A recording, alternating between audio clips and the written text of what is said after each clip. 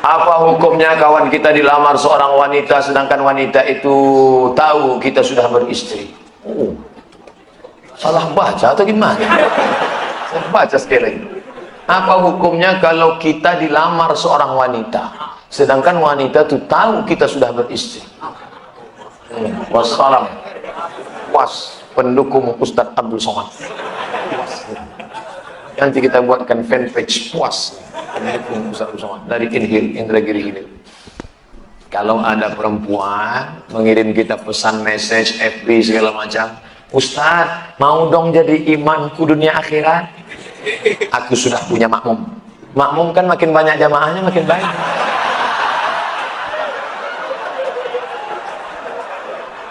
Kita ini negara hukum, jangan main nikah siri saja.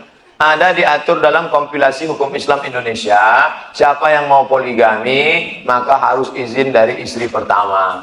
Adinda, sudikah engkau masuk surga dengan cara secepat kilat?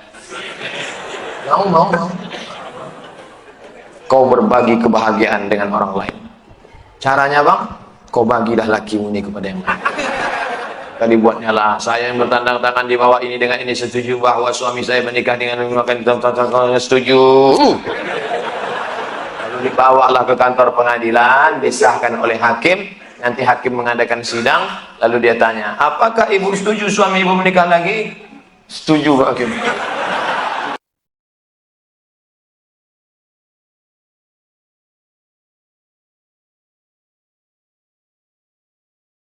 Assalamualaikum warahmatullahi wabarakatuh. Alhamdulillah wassalatu wassalamu ala sayyidina wa maulana Muhammad ibni Abdullah wa ala alihi wa sahbihi wa man tabi'ahu wa wala. Saat masih sekolah saya meminjam uang kepada teman saya. Teman saya memberikan uang sambil mengatakan tak perlu dikembalikan. Tapi saya berjanji untuk mengembalikan karena niat saya meminjam bukan meminta. Tapi sebelum sempat mengembalikan, teman saya sudah pindah sekeluarga ke luar negeri. Saya tak tahu keberadaan keluarganya lagi. Bagaimana saya harus lakukan Pak Ustadz? Pertama, hitung duit itu berapa, tahun berapa. 100.000 Pak Ustadz, tahun berapa? Tahun 80. 100.000 tahun 80 itu kira-kira berapa gram emas? Karena zaman Nabi mata uang itu dinar. Tak sama harga 100.000 tahun 2017 dengan tahun 80. Setelah dapat disimpulkan, oh 5 gram emas, berarti 5 gram emas sekarang kali 500.000 sama dengan 2,5 juta. Maka uang 2,5 juta tadi diserahkan ke lembaga masalih ammah, maslahat umum, MDA, sekolah agama, pondok pesantren, masjid, panti jompo, panti yatim. Serahkan. Ini uang 2,5 juta. Uang apa nih Pak? Ambil jelas, saya tanya. Apa hukumnya minjam duit kepada toke untuk berangkat umroh, membayar hutang dengan toke dengan cara menjual kelapa kepada toke dengan harga lebih murah dibanding kita tidak berhutang kepadanya dan membayarnya secara berangsur. Masalah harga, innamal bai'u antaradin, jual beli itu sama-sama ridho. Aku ambil barangmu, aku kasih duitku, sah. Harga tergantung kesepakatan. Masalah minjam uang untuk berangkat umroh, haji, kurban, boleh apa tidak? Kata Imam Ibnu Taimiyah dalam kitab Majmu' Fatawa, boleh berhutang kalau hutangnya jenis kedua. Jenis pertama, jenis kedua. Yurja daf'uhu, hutang yang ada di pembayarnya. Bisa. Gandum saya panen nanti bulan Muharram. Sekarang pinjam 2,5 juta untuk kurban. Nanti kalau gandumku panen akan kubayar, boleh. Yang tak boleh itu pinjam Pak 2,5 juta untuk kurban. Pembayarnya apa? Userahkan sama Allah SWT. Itu tidak bisa. Jadi kalau model begini bisa. Ustadz, bagaimana cara menghadapi istri yang baper? Apa baper? Bawa perasaan. Bawa orang zaman dulu jadi cuma sedikit-sedikit tersinggung terus nangis. Apalagi saya ini orangnya agak cuek. Mohon bimbingannya Pak Ustadz. Perempuan itu makhluk yang lemah walaupun dia kuat. Oleh sebab itu Nabi SAW berpesan, khairukum khairukum li ahli. Siapa yang paling baik di antara kalian ini? Yang paling baik kepada istrinya. Maka lemah lembut. Dia tak ingin kau belikan gelang emas yang besar. Dia tak ingin kau bawa liburan ke Bali. Dia hanya ingin kau usap kepalanya. Dia ingin hanya kau ucapkan.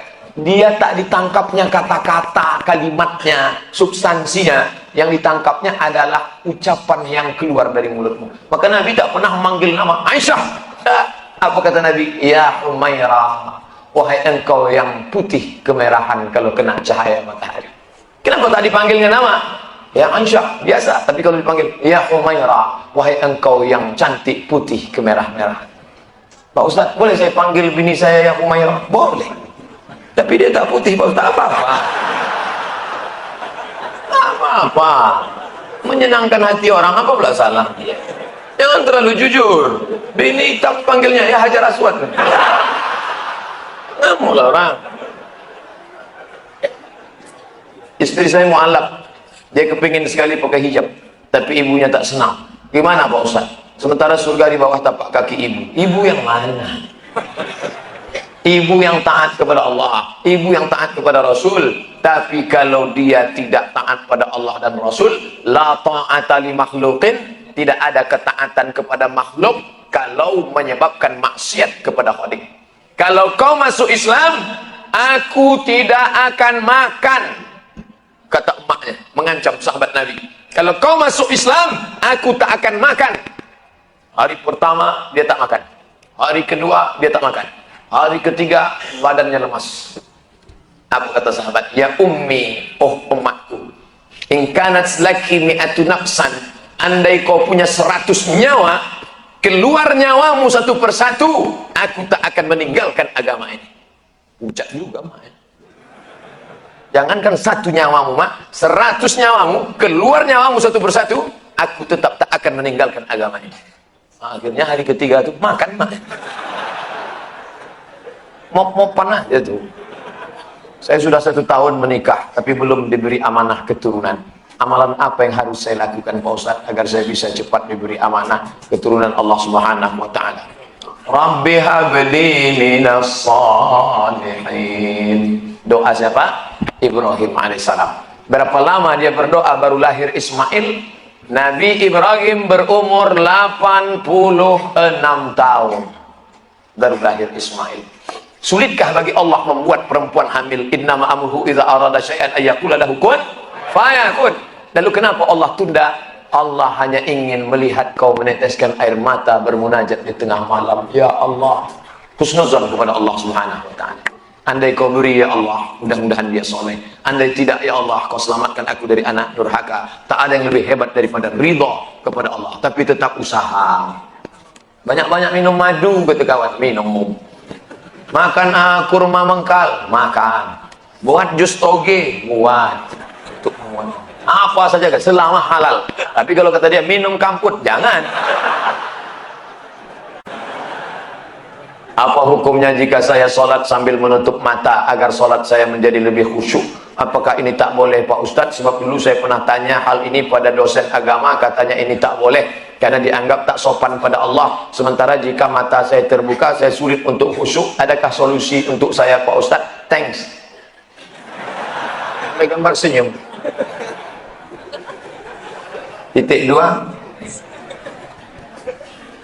Sekarang saya mau menunjukkan beberapa riwayat sahabat Nabi itu sholatnya pejam mata atau buka mata. Jangan jawab.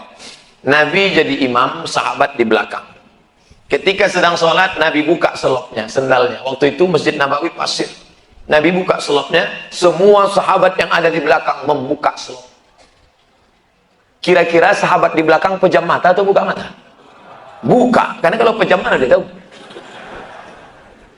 Uqtulul aswadaini fi shalah. Bunuhlah 2 yang hitam ketika kau sedang sholat. Allahu Akbar. Lewat 2 yang hitam. Apa yang hitam itu? Kalajengking dengan ular. Bunuh.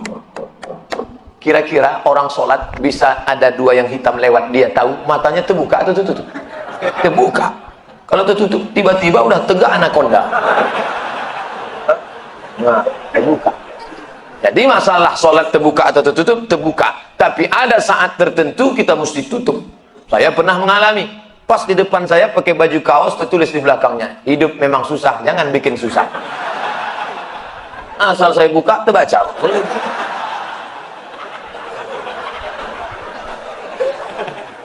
Jangan sholat ke masjid pakai baju bergambar-gambar, bertulis-tulis, pakai baju polos. Gambar. Sudahlah hari Jumat, besok terlambat datang, datang ke tengah, tulis di belakang. Emang masalah buat lo? Kita bukan cerita sah tak sah, tapi efek pengaruhnya terhadap ibadah. Bagaimana pandangan Islam yang baik dalam mencari pendamping hidup seorang istri? 4 orang Pak Ustaz, sifatnya 4. Tungkahul mar'atu li arba', perempuan dinikahi karena 4. Apa yang pertama? 5 liha, karena kaya. Kenapa kau nikahi dia? Gimana lah Pak Ustaz, aku tengok cincinnya 3 biji. Kaya, tak salah. Wali hasabiha, kenapa kau nikahi dia? Keturunan Pak Ustaz, darah biru. Payah kemarin waktu cari donor darah biru. Yang ketiga, wali jamaliha, karena cantiknya. Rambutnya Mbak Mayang terurai, pipinya Mbak Pau dilayang, alisnya Mbak semut beriring, bibirnya Mbak delima merekah. So sweet. Walidiniha, karena agamanya. Fasfar bidatidin, pandang karena agamanya. Kau nikahi karena sukunya. Berapa banyak orang melanggar pantangan suku, dipecat dari suku. Kau nikahi dia karena kayanya, hartanya hilang melayang, kau tak suka lagi. Kau nikahi karena bentuk rupa. Perempuan bagaikan bunga, kuntum mekar, setelah itu layu, semuanya layu, dia akan berubah. Nikahilah karena agamanya. Ustaz Somad, ya, saya mahasiswa Ustaz dulu, ya. Bisa, saya udah tamat kuliah Pak Ustaz, mantap. Udah kerja Pak Ustaz, alhamdulillah. Belum nikah Pak Ustaz, nauzubillah. Bisa Ustaz carikan yang ada 4-4-nya Pak Ustaz. Kalau ada 4-4-nya ngapain untuk ente? Man talaba akhan bila aibin baqiya bila akhin. Siapa mencari kawan yang tak bercacat, seumur hidup tak akan berkawan. Menikah bukan mencari kesempurnaan, menikah menutupi segala kekurangan. Semenit setelah akad, mulailah kau nampak segala kekurangannya. Kurang cantik, kurang tinggi, kurang putih, kurang mancung, kurang. Maka setelah nikah, kau tutupilah segala kekurangannya. Setelah dapat, inilah dunia akhirat Pak Ustaz. Jangan lagi matamu liar kemana-mana. Kalau laki-laki sudah menikah, nampaknya perempuan cantik di jalan, pulanglah ke rumah. Apa yang ada pada perempuan di jalan itu, ada juga di rumah. Walaupun bentuknya agak lain sedikit. Apakah memang ada hadis yang mengatakan tidak kujamin umatku 14 abad akan datang? Seandainya hadis ini memang ada, apa yang tidak dijamin? Sapaannya atau ibadahnya? Mohon pencerahan. Tak ada. Nabi jangan berkecil hati hidup zaman sekarang. Apa kata Nabi sallallahu alaihi wasallam? Al-ibadatu fil haraji kahijratin ilayya. Siapa yang tetap istiqomah beribadah padahal waktu itu banyak fitnah-fitnah, sama macam berhijrah bersama Nabi Muhammad sallallahu alaihi wasallam. Jadi jangan mengutuk nasib. Mengapa aku hidup di abad sekarang ini? Kenapa tak hidup zaman Abu Bakar, Umar, Utsman, Ali? Kalau mental model ini, hidup zaman dulu pun jadi Abu Jahal, Abu Lahab. Jangan berduka. Anak-anak muda, kalian yang banyak godaan, justru hebat. Ini anak-anak muda yang datang malam ini, luar biasa. Tadi udah ada yang ngajak ke karaoke, ada yang ngajak ke night club, ada yang ngajak main gapli, ada yang ngajak dangdut. Dia tolak itu semua. Maka sama macam hijrah bersama Nabi Muhammad SAW. Tuh, bro, kita gimana karaoke malam ini? Tidak, aku mau ngaji ke sana. Ada Ustaz Somad datang. Itu. Setelah, jadi gimana? Pulang dari sana kita.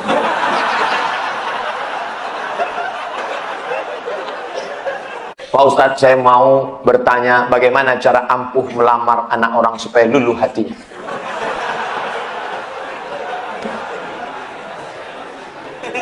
Yang pertama, kau mesti paham bahwa manusia ini ada segumpal di dalam. Kalau itu sudah kau pegang, sentuhlah dia tepat di hatinya, dia akan jadi milikmu untuk selamanya.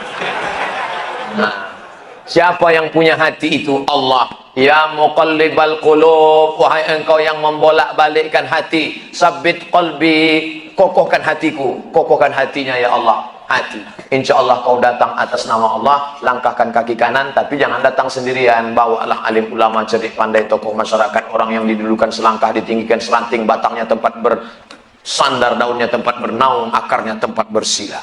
bawa dia. Kira-kira keluarga ini dekatnya sama Ustadz siapa di Batam? Oh, dekatnya sama Ustadz Abu Gaza. Bawa dia. Ustadz, apa kabar, sehat? Alhamdulillah. Ini siapa? Ini jamaah kita. Ilaha illallah. Gantengnya langsung connect. Jadilah. Jangan datang sendiri petantang-petenteng. Orang tak kenal, disangkanya mabuk. Kau mau apa? Kupinang anakmu dengan bismillah. Oh, ngamuklah dia. Berapa banyak niat yang baik karena diawali dengan cara yang baik, yang tak baik salah, gagal. Bawa orang tua. Jangan datang sendirian. Saya termasuk yang dulu ditolak orang karena datang sendiri. Nekat saya datang sendirian. Ditolak. Tidak katanya. Sekarang baru dia nyesal. Bercanda, serius. Bagaimana menghadapi istri yang kalau diajak sholat subuh kadang marah-marah? Kenapa bisa nikah sama dia? Kenapa bisa nikah sama dia? Makanya kalian yang lajang-lajang, fit and proper test pertama adalah tanya dia, jilbabnya panjang, baca Quran bisa, oke lah, nanti sudah jadi bubur, udah nikah. 5 langkah.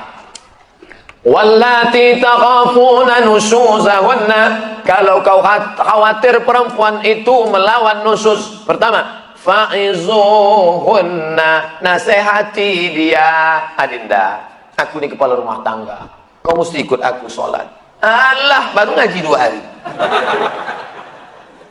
Tak mempan. Langkah kedua, wahjuruhunna fil madaji, pisah tempat tidur. Karena kau tak mau sholat subuh, kau ajak marah-marah, apa boleh buat dengan ini ku hukum kita pisah tempat tidur sebulan. Memang itulah yang kau tunggu. Wow.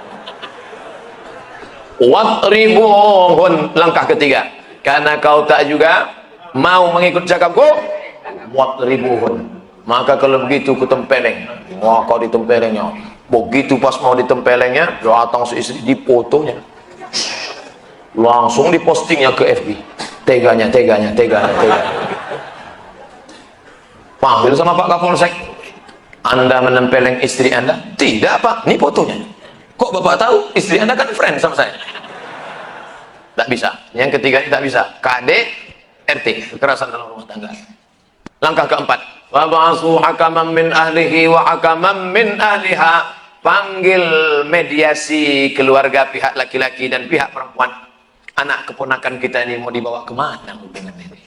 Ini sudah buntu nampaknya. Mereka tak bisa lagi kita pertemukan, macam Tom and Jerry. Jadi bagaimana? Yurida islah yuwaffiqillahu bainahuma. Kalau mau berdamai, insya Allah akan mempertautkan mereka berdua. Langkah yang paling fatal yang kelima, karena kau tak juga menurut, keluarga mediasi pun gagal, apa boleh buat? Dengan ini ku jatuhkan talak 1. Abghadul halal ilallah, jangan sampai. Perempuan-perempuan, berubahlah kalian, patuh, taat kepada suami. Taat kepada suami. Yang belum menikah, cari istri. Tak usah terlalu cantik. Saya nasihati ke mahasiswa-mahasiswa saya, kalian cari istri jangan terlalu cantik. Nanti orang nuduh kalian pakai pelet. Jangan terlalu buruk. Nanti malu kalian bawanya undangan. Yang sedang-sedang saja. Jilbabnya panjang, tak terlalu banyak pakai makeup, orangnya penuh kesederhanaan. Adinda, sudikah kau menikah denganku? Kita mulai dari nol. Insya Allah mau. Ada perempuan sekarang mau nikah dari nol, Pak? Ada, banyak di pom bensin.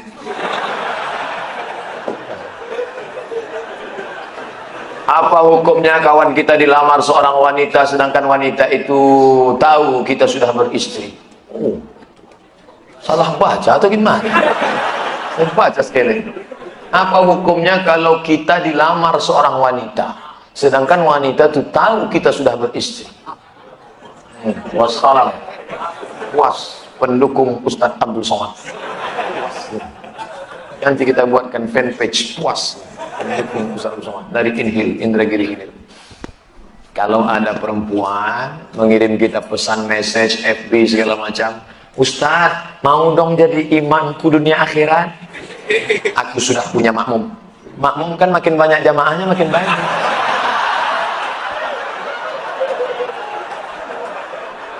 Kita ini negara hukum. Jangan main nikah siri saja.